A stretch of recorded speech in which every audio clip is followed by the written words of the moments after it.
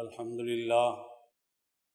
للہ وکفا وسلام علی عباده الذین اصطفى اما بعد فاعوذ باللہ من الشیطان الرجیم بسم اللہ الرحمن الرحیم ان الذين قالوا ربنا الله ثم استقاموا تتنزل عليهم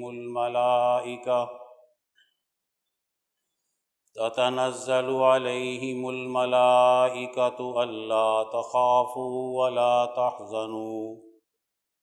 وأبشروا بالجنة التي كنتم توعدون نحن أولياؤكم في الحياة الدنيا وفي الآخرة وَلَكُمْ فِيهَا مَا تَشْتَهِي أَنفُسُكُمْ وَلَكُمْ فِيهَا مَا تَدَّعُونَ نُزُلًا مِّنْ غَفُورٍ رَّحِيمٍ وَمَنْ أَحْسَنُ قَوْلًا مِّمَّنْ دَعَا إِلَى اللَّهِ وَعَمِلَ صَالِحًا وَقَالَ إِنَّنِي مِنَ الْمُسْلِمِينَ وَلَا تَسْتَوِي الْحَسَنَةُ وَلَا السَّيِّئَةُ ادْفَعْ بِالَّتِي هِيَ أَحْسَنُ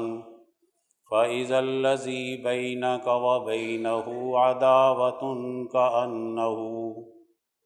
كَأَنَّهُ وَلِيٌّ حَمِيمٌ وَمَا يُلَقَّاهَا إِلَّا الَّذِينَ صَبَرُوا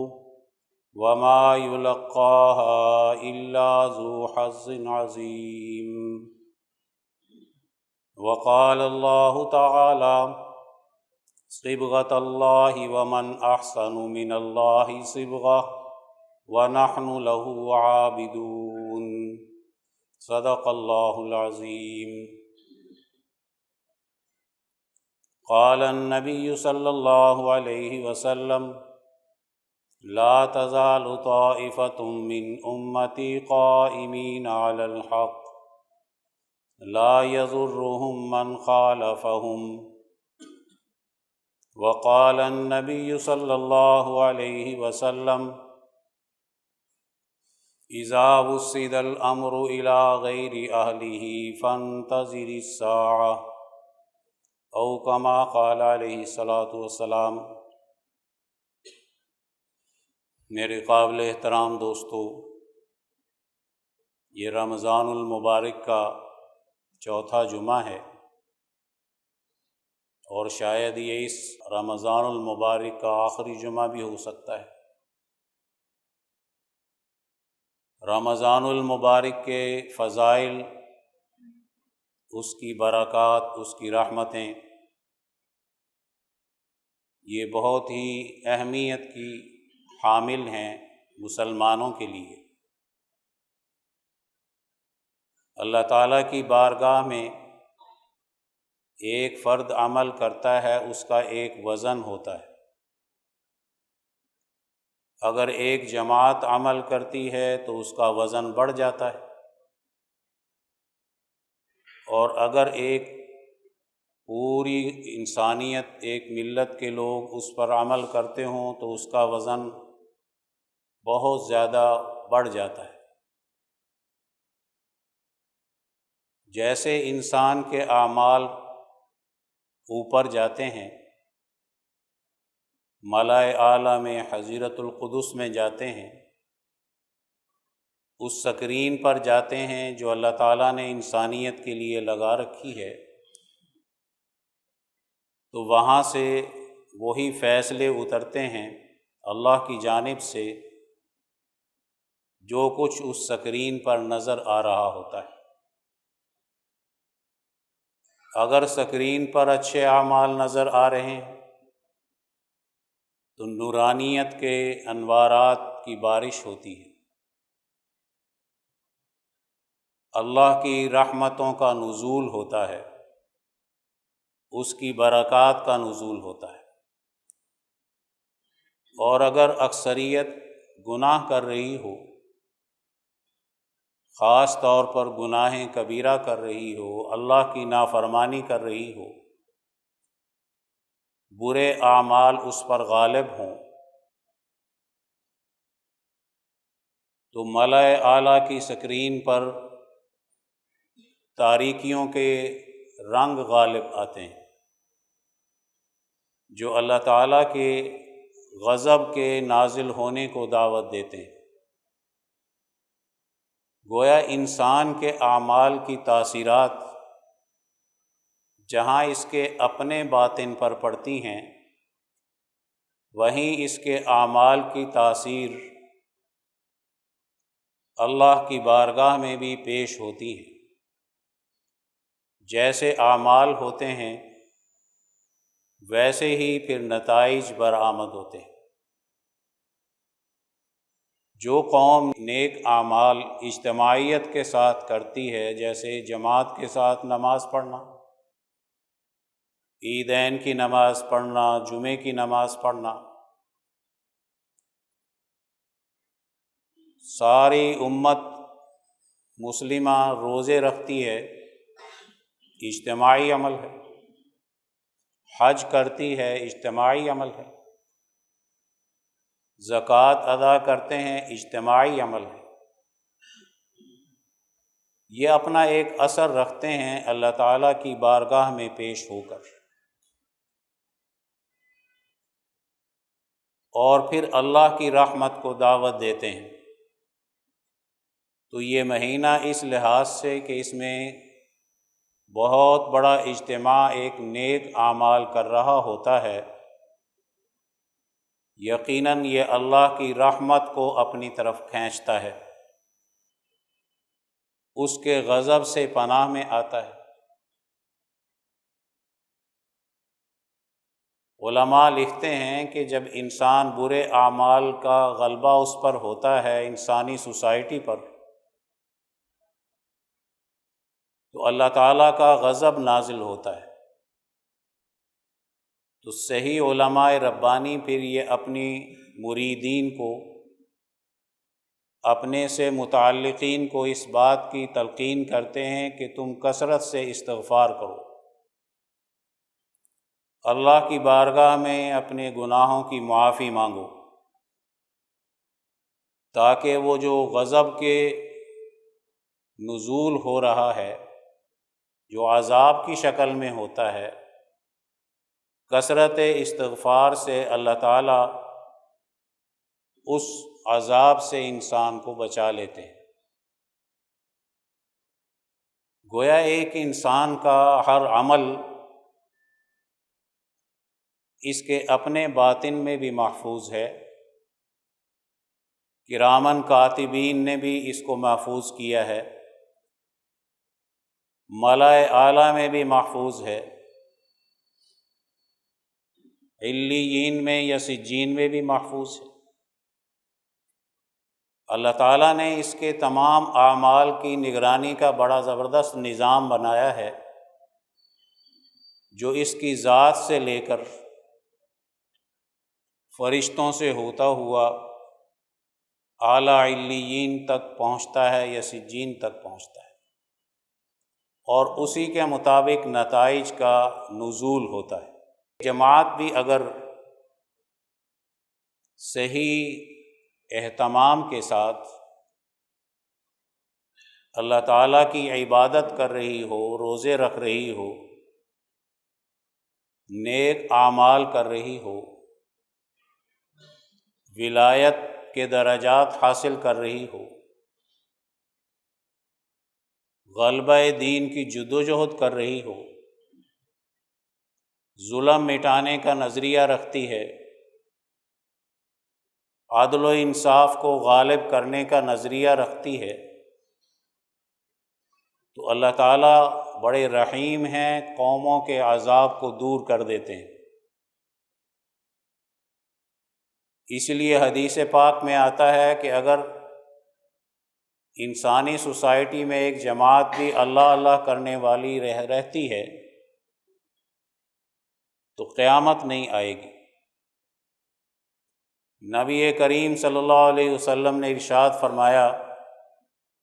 کہ میں اور قیامت ایسے تھے جیسے یہ دو انگلیاں ایک دوسرے کے قریب ہے، یعنی دنیا کے حالات اتنے بگڑ چکے تھے، دنیا میں ظلم اتنا قائم ہو چکا تھا، انسانیت ترقی سے محروم ہو گئی تھی، فتنہ و فساد تھا، قتل و غارت تھی، بد اخلاقیاں تھیں، بد کرداریاں تھیں، حکمران طبقہ ظالم بن چکا تھا، غریبوں، یتیموں، مسکینوں کو دھکے پڑتے تھے، بیٹیوں کو زندہ درگور کیا جاتا تھا، بیت اللہ جیسے مقام میں بت رکھے ہوئے تھے، نہ قومی سطح پر امن تھا، خوشحالی تھی، نہ بین الاقوامی سطح پر دنیا کے حالات درست تھے۔ اب یہ وہ حالات ہوتے ہیں جو قیامت کو اور عذاب کو دعوت دیتے ہیں۔ اس کو دیکھ کر نبی کریم صلی اللہ علیہ وسلم نے ارشاد فرمایا کہ میں اور قیامت ایسے تھے جیسے یہ دو انگلیاں ایک دوسرے کے قریب ہیں، لیکن میرے آنے سے قیامت دور چلی گئی، اب قیامت جلدی نہیں آئے گی۔ آپ صلی اللہ علیہ وآلہ وسلم نے اللہ تعالیٰ کی عبادت کا راستہ بتایا، اخلاق کے درست کرنے کا راستہ بتایا، صراط مستقیم کی پہچان بتائی، ہدایت کی دعوت دی، گمراہی سے بچانے کی بات کی۔ آپ کی اس بات کو ایک جماعت قبول کرتی ہے جو بڑی چھوٹی سی ہے، لیکن ہدایت کی دعوت کو قبول کرتی ہے، اور ہدایت کی دعوت بھی پیغمبر کی حکمت عملی پر ہے کہ ایسی دعوت دینی ہے جس سے اللہ تعالیٰ کا عذاب امت سے ٹل جائے، قیامت دور ہو جائے۔ قیامت لانے کا نام دعوت نہیں ہوتا، اس لیے جس دعوت کے ساتھ جماعت موجود ہوتی ہے، جماعت کی تیاری مقصود ہوتی ہے، وہ جماعت حقیقت میں قیامت کو دور کرتی ہے اور دنیا کے عذاب سے قوموں کو بچاتی ہے۔ پیغمبر کی دعوت کی حکمت عملی غلبہ دین کی ہوتی ہے، پیغمبر کی دعوت کی حکمت عملی دین اسلام کو غالب کرنے کی ہوتی ہے، وہ اللہ تعالیٰ کی حاکمیت کو قائم کرنے کے لیے آتے ہیں اور مخلوق کے فرعونوں کو، ظالموں کو شکست دیتے ہیں اور اس سے قوموں کو نجات دلاتے ہیں۔ اب یہ ایک جماعت ہے جو محنت کر رہی ہے، جد و جہد کر رہی ہے، تربیت حاصل کر رہی ہے، تعلیم حاصل کر رہی ہے۔ ایک ہے ظلم مٹانے کا نعرہ لگانا، ایک ہے عدل و انصاف کو غالب کرنے کی تقریریں کرنا، اور ایک ہے ظلم مٹانے کے لیے جد و جہد کرنا، تیاری کرنا، عدل و انصاف کو سیکھنا، اس کی تعلیم حاصل کرنا۔ ان دونوں میں زمین آسمان کا فرق ہوتا ہے۔ عدل و انصاف کی باتیں تو ہر دور میں ہوتی ہیں، کفار بھی کرتے ہیں، امریکہ سب سے زیادہ عدل و انصاف کی بات کرتا ہے، حقوق انسانی کی بات کرتا ہے، حقوق انسانی کی بڑی تنظیمیں بنا رکھی ہیں، NGOs بنا رکھی ہیں، تقریریں ایسی کریں گے جیسے ان سے زیادہ انصاف کرنے والا دنیا میں کوئی نہیں۔ تقریروں سے نہیں عذاب ٹلا کرتے۔ اللہ تعالیٰ تو اس چیز کو دیکھتے ہیں کہ انہوں نے جو نظام معاشرے میں غالب کیا ہے، یہ انسانیت کو نفع پہنچا رہا ہے یا انسانیت کو نقصان پہنچا رہا ہے؟ یہ کس چیز کے لیڈر ہیں، کس چیز کے رہنما بنے ہیں؟ اگر یہ ظلم کے رہنما ہیں تو تقریر بے شک جیسی مرضی کر لیں، اس سے کیا فرق پڑتا ہے؟ تقریر سے زیادہ جماعت کے تیاری دیکھی جاتی ہے۔ نبی کریم صلی اللہ علیہ وسلم نے تعلیم کے زیور سے آراستہ ایک جماعت تیار کی، جس دعوت کے نتیجے میں دین کے بارے میں جو جہالت ہے اس کو تعلیم کے ذریعے سے دور کیا جائے اور دین کے جامع تصور کے ساتھ کیا جائے، کسی ایک جز سے نہیں۔ وہ تعلیم حقیقت میں دین کا صحیح تعارف کراتی ہے۔ دور زوال میں حق اقلیت میں چلا جاتا ہے اور اکثریت حق سے کٹ جاتی ہے، ناحق کے ساتھ چلی جاتی ہے۔ حق اور ناحق کی پہچان تعلیم کی طاقت سے ہوتی ہے، علم کی طاقت سے ہوتی ہے۔ اگر ایک جماعت دین کا سیاسی نظام نہیں جانتی، معاشی نظام نہیں جانتی، سماجی نظام نہیں جانتی، عدالتی نظام نہیں جانتی، دین کا قانون نہیں جانتی، اور وہ کہہ رہی ہے کہ ہم نے دین غالب کرنا ہے اور دین کا پورا نظام حیات اس سے جاہل ہے، تو یہ سب تقریر ہے۔ اس کے ذریعے سے کوئی دنیا سے عذاب نہیں ٹلا کرتا۔ اور اگر ایک جماعت ہے جو تعلیم حاصل کر رہی ہے دین کے غلبے کی، وہ حکمت سیکھ رہی ہے، وہ قانون سازی سیکھ رہی ہے، وہ عدالتی نظام سیکھ رہی ہے دین کا، وہ تعلیمی نظام دین کا سیکھ رہی ہے، اس کا ہر فرد قرآن حکیم کی تعلیم کے زیور سے آراستہ ہو رہا ہے، پیغمبر کے اسوہ حسنہ کو سمجھ رہا ہے، جہالت مٹا رہا ہے، بڑا سمجھدار ہے، صاحب علم ہے، صاحب دانش ہے۔ یقیناً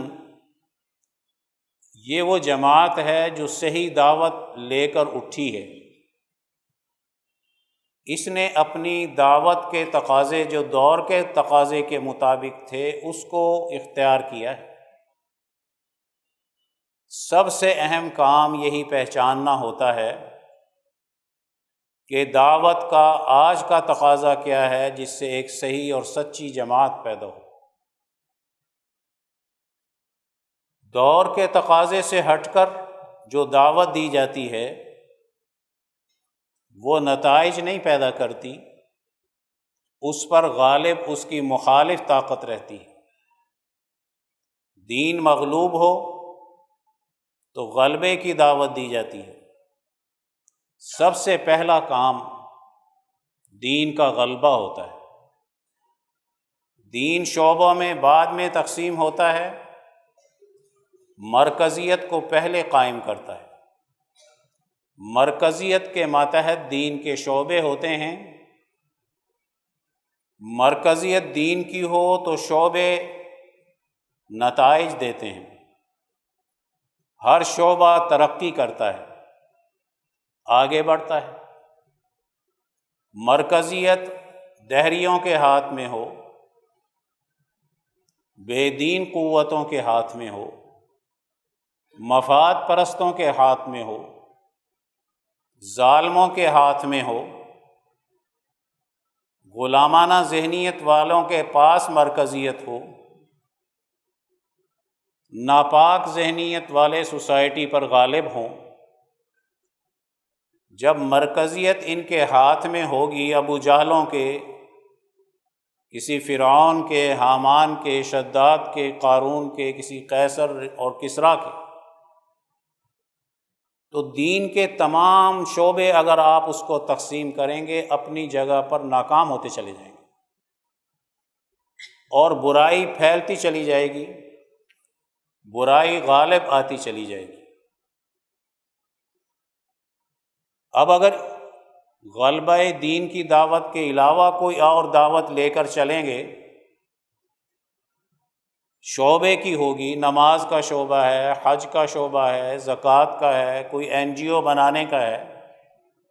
کوئی سڑکیں بنانے کا ہے، کوئی وعظ و نصیحت کا ہے، کوئی مدرسے بنانے کا ہے، کوئی غیر نظریاتی مذہبی اور سیاسی جماعتیں بنانے کا ہے، مرکزیت جب اس کے پاس نہیں ہے تو یہ ساری دعوت ناکامی کی طرف جائے گی اور مرکز اس سے فائدہ اٹھائے گا، وہ پھیلتا چلا جائے گا۔ اگر مرکزی طاقت غربت پیدا کرنا چاہے تو آپ جتنے مرضی NGOs قائم کر لیں، دیگیں چڑھا لیں، کوئی سخاوت کر لیں، کوئی دسترخوان لگا لیں، اگر مرکز کی طاقت غربت پیدا کر رہی ہے تو تم غربت کا خاتمہ نہیں کرو گے، اور زیادہ غربت بڑھے گی۔ تم دسترخوان لگا کر ایک آدھ ٹائم کا، 2-4 ٹائم کا کھانا کھلا سکتے ہو، 10 20 30 ہزار کو زیادہ سے زیادہ اول میں تو کہاں ہوتا ہے، اور غربت پیدا کرنے والا نظام کروڑوں انسانوں کو غربت کی لکیر سے نیچے ایک رات میں لے جاتا ہے۔ اگر مرکز کی طاقت لڑائی جھگڑے پیدا کرنا چاہتی ہے، ڈیوائیڈ اینڈ رول کی سیاست ہے، گروہیتیں پیدا کرتی ہے، مفاد پرست لیڈرشپ پیدا کرتی ہے، مفاد پرست مذہبی جماعت پیدا کرتی ہے، تو ہم لاکھ اتحاد اور اتفاق کے وعظ کرتے رہیں، وحدت کی باتیں کرتے رہیں، لیکن جھگڑا پیدا کرنے والی مرکزی طاقت غالب رہے گی، اور اس سے معاشرے میں سوائے زوال کے اور کچھ نہیں ہوگا۔ اگر مرکز کی طاقت دہریت کے قانون کی حفاظت کرتی ہے، ظلم کے قوانین نافذ کرتی ہے، مرکزی طاقت دشمن کی ایجنٹ ہے، غلامی رکھتی ہے، تو آپ لاکھ قانون شریعت کی باتیں کرتے رہیں، دعوت دیتے رہیں، لوگوں کو مسئلے مسائل بتاتے رہیں، فتوے دیتے رہیں، لیکن قانون دہریت، قانون خلاف شریعت غالب رہے گا تو دین کے قوانین پہ عمل نہیں ہو سکتا، مرکزیت اس کے پاس نہیں۔ نبی کریم صلی اللہ علیہ وآلہ وسلم کا اسوہ کیا ہے کہ سب سے پہلے ابو جہل کے ہاتھ سے مرکزیت کا خاتمہ کرنا ہے، اس سے وہ آلہ چھیننا ہے جس کے بل بوتے پر وہ بلال حبشی کے ساتھ زیادتی کرتا ہے، ظلم کرتا ہے، غریبوں، یتیموں، مسکینوں کو دھکے دیتا ہے، جس کے بل بوتے پر وہ خاندانوں کو لڑاتا ہے، جس طاقت کے بل بوتے پر وہ بیت اللہ کی آزادی کو سلب کیے ہوئے ہے، اس میں شرک کا نظام غالب کیے ہوئے ہے، اس کی پوری کابینہ عتبہ کی شکل میں ہو، شیبہ کی ہو، ابو لہب کی شکل میں ہو، کوئی بھی ہو، ولید بن مغیرہ کی شکل میں ہو، بڑی اچھی تقریر کرتا تھا، قرآن حکیم اس کی تقریر بیان کرتا ہے، کہ گفتگو زبردست کرتا ہے، لیکن یہ کھیتیوں کو اجاڑتا ہے، یہ نسلوں کو برباد کرتا ہے، یہ ظالم ہے، زانی ہے تو نسل برباد کرتا ہے،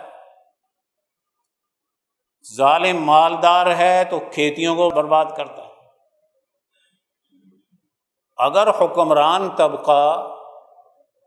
بے حیائی کی تہذیب اور زنا کو عام کرتا ہے، بد کرداری کو عام کرتا ہے، کھیتیوں کو اجاڑتا ہے، زراعت کو فیل کر دیتا ہے، مہنگی کر دیتا ہے، تو اگر وہ ٹیلی ویژن پر بیٹھ کر بڑی اچھی تقریر کر رہا ہے، حقوق کی بات کر رہا ہے، وہ جھوٹ بول رہا ہے، دھوکہ دے رہا ہے۔ نبی کریم صلی اللہ علیہ وسلم کی دعوت میں اتنی جان ہے کہ صحابہ کرام غریب سے غریب بھی، غلام بھی جب اس دعوت کو قبول کرتا ہے تو اس میں جذبہ حریت و آزادی پیدا ہوتا ہے۔ یہ اصل دعوت ہے۔ غلامی پہ مطمئن رہ کر دعوت دینا اور غلامی سے آزادی کی بات نہ کرنا، یقیناً یہ وہ دعوت ہے جو اس سسٹم کو، اس مرکزیت کو فائدہ پہنچا سکتی ہے، اس میں کوئی تبدیلی نہیں لا سکتی، اس کو بدل نہیں سکتی۔ نبی کریم صلی اللہ علیہ وسلم کی دعوت حکمت کے اصول پر ہے۔ قرآن حکیم نے بھی بیان کیے ہیں، دعوت کے 3 اصول بیان کیے ہیں، اور میں نے جو آیات تلاوت کی ہیں اس میں بھی اللہ تعالیٰ اسی چیز کو بیان کرتے ہیں کہ اللہ کی طرف بلانے کا احسن انداز کیا ہے، اچھے طریقے سے کیسے بلانا ہے۔ وَمَنْ أَحْسَنُ قَوْلًا مِّمَّنْ دَعَا إِلَى اللَّهِ وَعَمِلَ صَالِحًا۔ آپ بھوکے آدمی کو یہ کہیں کہ اللہ تعالیٰ تیری بھوک مٹانے کا ایک نظام دیتا ہے، آپ نے اس کو بڑی اچھی دعوت دی ہے۔ آپ بھوکے آدمی کو یہ کہیں کہ تیرے مقدر میں ہی بھوک لکھی ہوئی تھی، تو خوشحال نہیں ہو سکتا، آپ نے بڑی غلط دعوت اس کو دی ہے۔ اب بات ایک ہی ہے، ایک ہی فرد کی ہے، ایک جماعت کی ہے، لیکن ایک جماعت کی دعوت یہ ہے کہ تو مقدر پہ راضی رہو، تیرے مقدر میں ہی یہ ذلت لکھی ہوئی ہے، غربت ہے۔ اور ایک دعوت یہ ہے کہ دین اسلام تیری غربت کو مٹاتا ہے، تیرے مسائل حل کرتا ہے،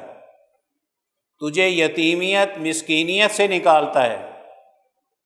تیرے لیے ایک بہترین رزق کا بندوبست کرتا ہے، ایک معاشی نظام دیتا ہے۔ اس دعوت میں اور اس دعوت میں زمین و آسمان کا فرق ہوتا ہے۔ ادعو الی سبیل ربک بالحکمہ، تم اپنے رب کے طرف یعنی دین کی طرف جب دعوت دے رہے ہو تو تم پر حکمت غالب ہے یا تم پر رعب غالب ہے، مصلحتیں غالب ہیں، مفاد پرستی غالب ہے، بچ بچاؤ کا راستہ اختیار کر رہے ہو، فرعونوں سے ڈر کر کوئی دعوت دے رہے ہو، غالب دشمن کا مقابلہ کرنے سے پیچھے ہٹنا چاہتے ہو، تو تمہاری یہ دعوت حکمت کے اصول پر کیسے ہو سکتی ہے؟ تم نے دین کو غلط پیش کیا۔ جب دین غلط طریقے سے پیش کیا جائے تو مزدور، کسان، پیسے ہوئے طبقے میں اس کی دعوت نہیں پھیلا کرتی، اس کی تاثیر ختم ہو جاتی ہے۔ پھر مزدور، کسان ان جماعتوں کی دعوت کو قبول کرتا ہے جو اس کو دھوکہ دے رہی ہوتی ہیں، جو اس پر نعرے لگا رہی ہوتی ہیں، جو اس کے مسائل حل کرنے کے بجائے چکنی چپڑی باتیں کرتی ہیں، جو اس کو آ کر تھانے سے چھڑانے کی بات کرتی ہیں، پہلے پکڑواتے بھی وہی ہیں، چھڑاتے بھی وہی ہیں۔ دعوت کا وہ اصول جو پیغمبر صلی اللہ علیہ وسلم کو قرآن حکیم دے رہا ہے وہ تو حکمت کا ہے۔ مرکز کو سامنے رکھو، مرکز درست ہے تو شعبے درست ہیں، مرکز دشمن کے ہاتھ میں ہے تو شعبے ناکام ہیں۔ کوئی بھی قوم جب غلام ہوتی ہے، غلامی کے حالت میں وہ کہتی ہے میں نے دین کو غالب کرنا ہے۔ سید عطا اللہ شاہ بخاری رحمۃ اللہ علیہ تحریک خلافت چلا رہے تھے جو انگریز کی مرضی کی تھی، وہ آزادی کی نہیں تھی۔ شاہ عبد القادر رائے پوری کے پاس تشریف لاتے ہیں خانقاہ رائے پور میں، تو شاہ عبد القادر رائے پوری ان سے فرماتے ہیں مولانا یہ بتاؤ غلامی کے ہوتے ہوئے خلافت کا نظام قائم ہو سکتا ہے؟ شاہ صاحب فرماتے ہیں مجھے پسینہ آ گیا کہ او ہو، کام تو میں نے آزادی کا کرنا تھا اور میں تحریک خلافت چلا رہا ہوں۔ آج نظام انگریز کے ہوتے ہوئے ہم کہتے ہیں کہ ہم نے فقہ حنفی غالب کرنی ہے، فقہ شافعی غالب کرنی ہے، کوئی اور فقہ غالب کرنی ہے، اور نظام انگریز باقی رکھنا ہے۔ ہم نے تحریک آزادی چلانی ہے، نظام باقی رکھنا ہے۔ یہ سوائے دھوکے کے اور کچھ نہیں ہے۔ دنیا میں کامیابی کا راستہ پہلے سب سے ترتیب ہے، ترتیب الٹ ہوگی تو نتائج بھی الٹ آئیں گے۔ اگر ترتیب میں آزادی پہلے ہے اور پھر غلبہ دین ہے تو ترتیب صحیح ہے، اور اگر ترتیب میں غلامی پہلے ہے اور پھر غلبہ دین کی بات ہے تو یہ ترتیب الٹ ہے، نتائج بھی الٹ آئیں گے۔ استعمال ہوں گے وہ مذہبی پارٹیاں، وہ سیاسی پارٹیاں اس سسٹم کی اعلی کار بنیں گی، اس لیے کہ وہ پہلے آزادی کا سبق ان کو دینا چاہیے تھا، اس دعوت کو چھوڑ دیا۔ اور آزادی کی دعوت کا مطلب غلامی کے پورے سسٹم کو اٹھا کے پھینکنا ہے، اور آزادی کا مطلب اس غلامی کے نظام کی جگہ ایک تعلیم یافتہ دانشور جماعت کو غالب کرنا ہے۔ اس جماعت کا ہر فرد معیشت کا علم بھی جانتا ہے، عدالت کا علم بھی جانتا ہے، سیاست کا علم بھی جانتا ہے، قانون سازی بھی کر سکتا ہے، تجارت کے اصول بھی جانتا ہے، معیشت کے اصول بھی جانتا ہے، دین کے پلیٹ فارم سے جانتا ہے۔ وہ جاہل بن کر دین کے غلبے کی بات نہیں کر رہا، اس نے تو حکمت کے اصول پر اپنی دعوت کا آغاز کیا ہے۔ وہ یہ نہیں کہے گا کہ جناب میں ایک دفعہ اس نظام کو توڑ دوں، بعد میں جو کچھ ہوگا تو دیکھا جائے گا۔ ایسا نہیں ہوتا۔ نبی کریم صلی اللہ علیہ وسلم کی دعوت حکمت اور انقلاب کے اصول پر تھی، اس لیے جماعت کا ہر فرد، اس کو آپ بیت المال دے دیں تو اچھا نظام چلائے گا۔ بلال حبشی غلام ہے، جب دین غالب آیا تو بیت المال یعنی وزیر خزانہ کون تھے؟ بلال حبشی رضی اللہ تعالیٰ۔ یہ صلاحیت، یہ استعداد کہ بیت المال کا نظام چلا کر تقسیم دولت کا صحیح نظام بنانا ہے،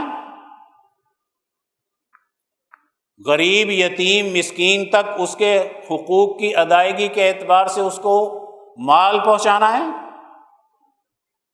ایک سسٹم کے ذریعے سے غربت مٹانی ہے۔ آپ صلی اللہ علیہ وسلم بلال حبشی کو یہ قانون سکھا رہے ہیں۔ وزارت خارجہ کیسے چلائی جاتی ہے، وزارت داخلہ کیسے دین کے اصول پہ چلائی جاتی ہے، قوموں کی بھوک مٹانے کے لیے انٹرنیشنل طاقتوں سے مقابلہ کیسے کیا جاتا ہے، اس کے متبادل ہمارے پاس کیا نظام ہے، اس اصول پر جب دعوت دین دی جاتی ہے، یہ پیغمبر کا اسوہ ہے اور منہج پیغمبر ہے۔ قرآن حکیم کی آیت میں نے پڑھی، ان الذین قالوا ربنا اللہ ثم استقاموا تتنزل علیہم الملائکہ۔ جب اس دعوت پر انسان یہ کہتا ہے میں ایک اللہ کا غلام ہوں، اور اس پر اب آزمائش آئے گی، اس کا خاندان اس کے خلاف ہوگا، اس کا بھائی اس کے خلاف ہوگا، اس کا دوست اس کے خلاف ہوں گے، اس کے سسٹم اس کے خلاف ہوگا، میڈیا اس کے خلاف ہوگا، چاروں طرف سے اس پر اب حملہ ہونا ہے، اس لیے کہ اس نے کہا ربنا اللہ، میرا رب اللہ ہے، نہ لات ہے، نہ منات ہے، نہ عزا ہے، نہ کوئی امریکہ ہے، نہ کوئی برطانیہ ہے، نہ کوئی ظالم طاقت ہے، ایک اللہ ہے جس کا میں غلام ہوں۔ ان الذین قالوا ربنا اللہ ثم استقاموا، استقامت کا امتحان آ گیا، آزمائش آئے گی، اور آزمائش کے بغیر کوئی جماعت اپنی باطن کی صلاحیتوں کو آگے نہیں بڑھا سکتی اور نہ ابھار سکتی ہے۔ جس پہ آزمائش نہیں آئی وہ انسان ہی نہیں ہے، وہ تو جانور ہے۔ آزمائشیں تو تربیت کرتی ہیں، جب پیغمبر پہ آزمائش آتی ہے، ابو بکر صدیق پہ آتی ہے، عمر فاروق پہ آتی ہے، صحابہ پہ آتی ہے، اولیاء اللہ پہ آتی ہے، تو یہ کیسے ہو سکتا ہے کہ ایک جماعت سوسائٹی میں دین کو غالب کرنا چاہے اور ظالم طاقت غالب اس کو آزمائش میں نہ ڈالے، اس کے خلاف پروپیگنڈا نہ کرے، اس کا راستہ نہ روکے، اس پر فتویٰ بازی نہ کرے، اس کے خلاف زہر نہ اگلے، اس کے راستے کو روکنے کے لیے اپنی ساری زور نہ لگائے، یہ ممکن نہیں ہوتا۔ آپ صلی اللہ علیہ وسلم کی دعوت کی روح سمجھنی چاہیے ہمیں۔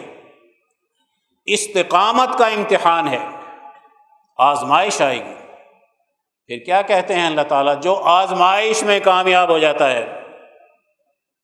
اس کا باطن پاکیزہ ہو جاتا ہے، اس کے گندے اخلاق نکل گئے، گندے خیالات نکل گئے، گندے اعمال نکل گئے،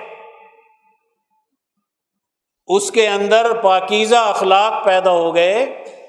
پاکیزہ اعمال پیدا ہو گئے، پاکیزہ خیالات آ گئے۔ اس کو ہم نے صفائی کر دی ہے، بھٹی میں ڈال دیا اس کو، آزمائش۔ اتنی آزمائش اس نے برداشت کی کہ تتنزل علیہم الملائکہ، ہم فرشتوں کے ذریعے سے اب اس کی مدد کریں گے۔ کیا کریں گے؟ اللہ تخافوا ولا تحزنوا، آج تم پر کسی ابو جہل کا رعب کچھ نہیں بگاڑ سکتا تمہارا، اس کی سلطنت۔ آج قیصر و کسریٰ کی بڑی بڑی لاکھوں کی فوج،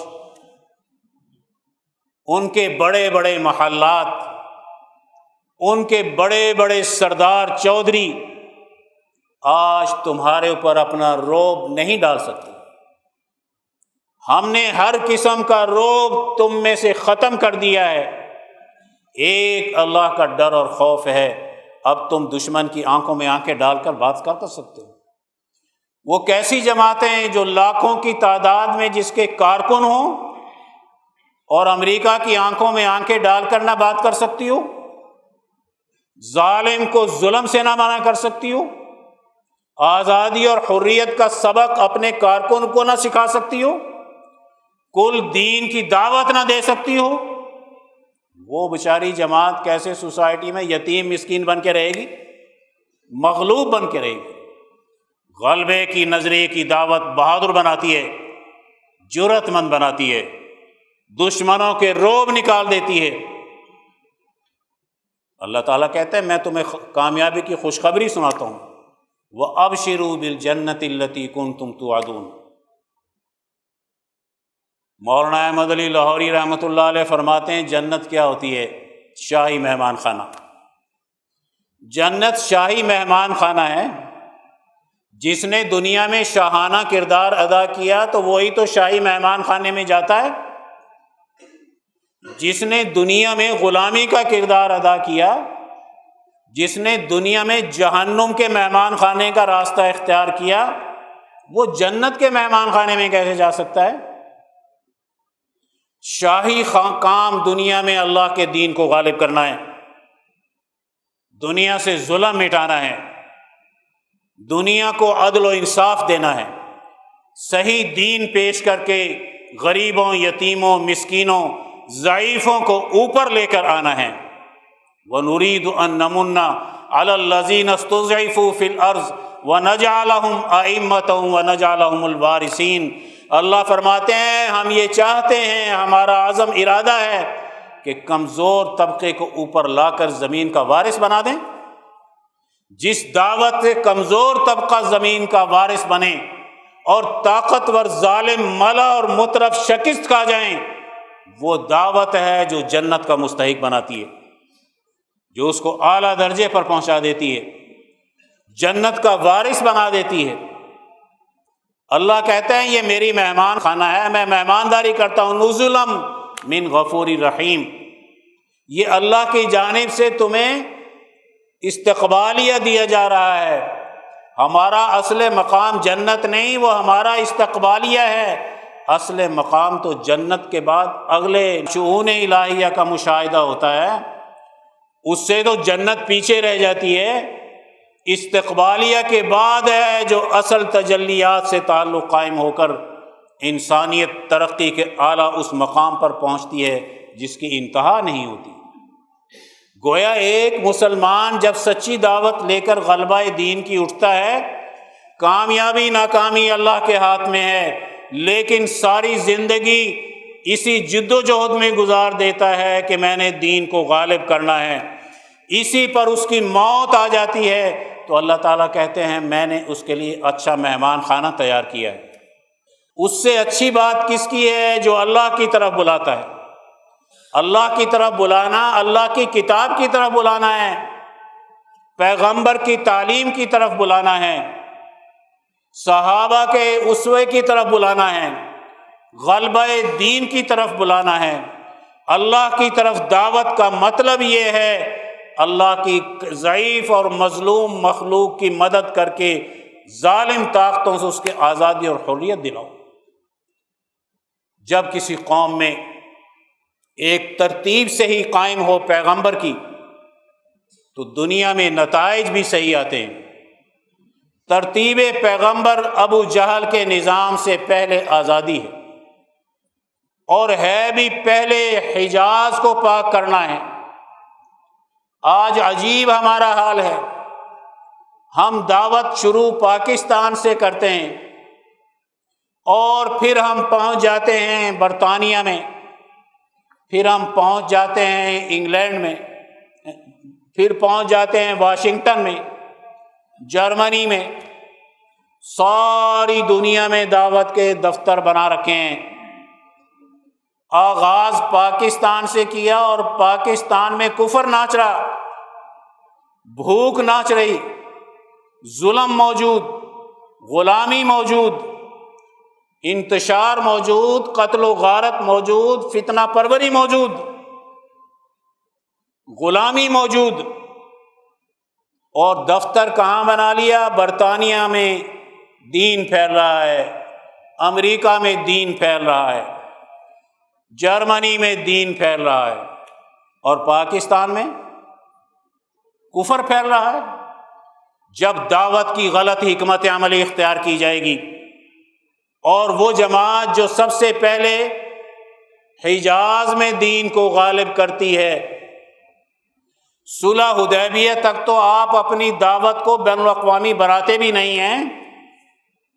صلح حدیبیہ سے پہلے آپ صلی اللہ علیہ وسلم مکہ معظمہ میں جماعت تیار کر کے مدینہ کی ریاست بناتے ہیں، اور مدینے کی ریاست کی طاقت سے حجاز کو فتح کرنے کی طرف بڑھتے ہیں، ابو جہل کی طاقت کو توڑتے ہیں۔ یہاں قیصر و کسریٰ کی بات نہیں ہو رہی، یہاں کسی ایرانیوں رومیوں کی طاقت توڑنے کی بات نہیں ہو رہی، ایک ترتیب پیغمبر ہے۔ صلح حدیبیہ ہوتی ہے تو پھر آپ دوسرے ملکوں کے بادشاہوں کو خطوط لکھتے ہیں، روم کے بادشاہ کو لکھتے ہیں، قیصر روم کو، کہ اگر تو نے میرے اس اسلام کے عدل و انصاف کے نظام کو قبول نہ کیا تو میرے اس نظام کو قبول نہ کرنے کے غریبوں، یتیموں اور کسانوں کے ایمان نہ لانے کا وبال بھی تیری گردن پر ہوگا۔ اب قبول اسلام کو کسان نہیں کرتا، مزدور نہیں کرتا، پیغمبر فرما رہے ہیں کہ اس کے ایمان نہ لانے کا بوجھ تیری گردن پر ہے۔ کس کے؟ بادشاہ کی گردن پر۔ الناس علی دین ملوکہم، اصول ہے کہ لوگ بادشاہوں کے دین پر چلتے ہیں، اگر وہ کفر پھیلائیں گے کفر پھیلے گا، اگر وہ غلامی پھیلائیں گے غلامی پھیلے گی، اگر وہ غربت پھیلائیں گے غربت پھیلے گی، اگر وہ بے حیائی پھیلائیں گے بے حیائی پھیلے گی، اگر وہ فرقہ واریت پھیلائیں گے تو فرقہ واریت پھیلے گی، اگر وہ غلط تمدن قائم کریں گے تو غلط تمدن غالب آئے گا۔ اس لیے کہ الناس علی دین ملوکہم، جیسے بادشاہ چلاتے ہیں نظام کو، قوم اسی کے مطابق چلتی ہے۔ اس لیے آپ فرما رہے ہیں کہ تمہارے مزدور، کسان، غریب کے ایمان نہ لانے کا بوجھ بھی تیری گردن پر ہے۔ فَإِنَّ عَلَيْكَ اسْمُ الْيَرِثِيِّينَ۔ یہی خط آپ اسی مضمون کے ساتھ تھوڑا سا بدل کے ایران کے کسریٰ کو بھی لکھ رہے ہیں، کسریٰ ایران کو لکھ رہے ہیں، دوسرے بادشاہوں اور گورنروں کو لکھ رہے ہیں۔ بین الاقوامی دعوت کا آغاز آپ خطوط سے صلح حدیبیہ کے بعد کرتے ہیں، جب حجاز کا دشمن شکست کھا کر آپ سے صلح کرنے پر آتا ہے اور آپ بیت اللہ کی عظمت کی خاطر اس کی ساری شرائط بھی مان لیتے ہیں۔ اور پھر غزوہ تبوک ہوتا ہے جب آپ خطبہ حجۃ الوداع دیتے ہیں، جس میں آپ بین الاقوامی دعوت کا آغاز اپنے آخری خطبے میں یہ کہہ کر کرتے ہیں کہ جس دین کو میں لے کر آیا ہوں یہ رنگ و نسل کا دین نہیں ہے، یہ کسی خاص خطے کا دین نہیں ہے، یہ صرف حجاز اور عربوں کا دین نہیں ہے، یہ دین ہے تو پوری انسانیت کا دین ہے۔ آج کسی عربی کو کسی عجمی پر کوئی فضیلت نہیں، کسی عجمی کو کسی عربی پر کوئی فضیلت نہیں، آج کسی کالے کو کسی گورے پر کوئی فضیلت نہیں ہے، کسی گورے کو کالے پر نہیں ہے۔ تم سب آدم کی اولاد ہو اور آدم مٹی سے بنے تھے۔ یہاں آپ آ کر انٹرنیشنل دعوت پھیلا رہے ہیں، آغاز کر رہے ہیں، غزوہ تبوک ہوتا ہے، بنیاد قائم کر دیتے ہیں، اور پھر اس کو پائے تکمیل کو آپ کی وہ جماعت جو مکہ معظمہ میں بیٹھ کر انٹرنیشنل نظام چلانے کی صلاحیت کے اوپر اس دعوت پر تیار ہو رہی تھی، آج وہ اپنے جوہر دکھاتی ہے، آج وہ اپنی صلاحیتوں کا اظہار کرتی ہے، آج وہ صحیح حکمت کے اصول پر انٹرنیشنل سطح پر قیصر روم کو بھی شکست دیتی ہے، کسریٰ ایران کو بھی دیتی ہے، مصر میں بھی دین غالب آتا ہے، بغداد میں بھی دین غالب آتا ہے، ساری دنیا میں ایک بنیاد قائم ہوتی ہے۔ ترتیب پیغمبر آج ہم نے چھوڑ دی، ہم جرمنی کے پیچھے پڑے ہوئے، وہاں دین کا مرکز بن گیا، اور برطانیہ میں دین کا مرکز بن گیا۔ تھیچر کہتی ہے تم یہاں جتنی مسجدیں چاہو بنا لو، تمہارے تو پاکستان کی مسجدیں فیل ہیں، برطانیہ میں بننے والی مسجد کیسے یہاں کامیاب ہو سکتی ہے؟ تم ہمارے گرجاؤں کو مسجد بنا لو، تم ہمارے جس کو چاہو مسجد بناؤ، ہمیں کوئی پرواہ نہیں، ہمارا دین مسجد نہیں ہے، ہماری ثقافت ہے، ہماری سیاست ہے، ہماری معیشت ہے، ہمارا قانون ہے۔ یہ قانون تمہارے پاکستان میں بھی ہے، یہ سیاست تمہارے پاکستان میں بھی ہے، یہ معیشت تمہارے پاکستان میں بھی ہے، نہ تم وہاں سے نکال سکتے ہو نہ تم برطانیہ سے نکال سکتے ہو۔ جب دین کی دعوت شعور سے دی جاتی ہے، عقل و شعور کی بنیاد پر دین کا فہم پیدا کیا جاتا ہے، وہ صحیح دین کی اشاعت کرنے والی جماعت ہوتی ہے۔ آج ہمیں رمضان المبارک کی برکت سے اس دعوت کا انتخاب کرنا ہے جو سب سے پہلے پاکستان کی آزادی اور حریت نظام برطانیہ سے اور نظام امریکہ سے اور نظام یورپین سے دلانے کی بات کرتے ہیں، جو ہمیں اگلے دور کے نظام یورپین کی تجدید کی بات کرتے ہیں، یا اسی نظام فرسودہ گلے سڑے کو قائم رکھنے کی بات کرتے ہیں، اس کا دین اسلام کی دعوت سے کوئی تعلق نہیں ہوتا۔ دین کی دعوت بہادر بنا کر، باشعور بنا کر، سسٹم کا شعور دے کر، غربت مٹانے کا پروگرام اصول دے کر انسانیت کے اندر کشش پیدا کرتی ہے۔ وہ دین ہے جو غریبوں کے لیے رحمت بنتا ہے، مزدوروں کے لیے رحمت بنتا ہے، کسانوں کے لیے رحمت بنتا ہے، مظلوم کے لیے رحمت بنتا ہے، ضعیفوں کے لیے رحمت بنتا ہے، انسانیت کے لیے رحمت بنتا ہے۔ آج ہمیں یہاں یہی سیکھنا ہے۔ ہمارے شاہ سعید احمد رائے پوری رحمۃ اللہ علیہ نے یہ سبق ہمیں دیا ہے۔ ہم ان کے احسان کا بدلہ نہیں دے سکتے، اللہ ہی ان کے احسان کا بدلہ دے گا۔ انہوں نے صحیح اسوہ صحابہ پر، اسوہ رسول اللہ پر، اسوہ علماء ربانی پر دین کے اشاعت کا صحیح راستہ بتایا، اس کی دعوت کا صحیح راستہ بتایا، علماء ربانی سے ہمیں جوڑا، آزادی اور حریت والے طبقے سے ہمیں جوڑا۔ آج ہم الحمدللہ اسی اصول پر اس ادارے کے ذریعے سے اور تنظیم کے ذریعے سے نوجوانوں میں اس کے ادارے قائم کر کے، اس کی شاخیں قائم کر کے اسی غلبہ دین کی جدوجہد کے لیے نوجوان کو صحیح دعوت دے رہے ہیں۔ اس کو گمراہی سے بچاتے ہیں، اس کو قتل و غارت سے بچاتے ہیں، اس کو نام نہاد جہادوں کی آگ سے بچاتے ہیں، اس کو انسانیت کے نوجوانوں کے قتل سے بچاتے ہیں، اس کی حفاظت کر کے اس کو انسانی سوسائٹی کا وہ بہترین رہنما بنانا چاہتے ہیں جس سے یہ انسانیت کی صحیح خدمت کر کے